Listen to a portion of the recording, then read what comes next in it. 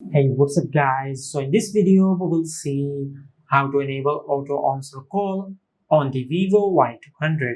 Now to do that, just open the dialer app on your smartphone and tap on the three dots at the upper right corner on the display. Now just tap on settings and from here just tap on calling accounts. Now just tap on auto answer and from here just enable the toggle for auto answer. Now, once you enable this option, your smartphone will automatically answer incoming calls when your smartphone is connected to a wired or Bluetooth earphone.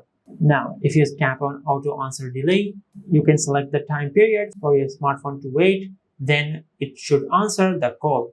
If you select 3 seconds, your smartphone will automatically answer the call after 3 seconds. And this is how you can enable auto answer call on the Vivo Y200. If you found this video helpful, please like the video and subscribe to our channel and hit the bell icon to get notified when we upload a new video.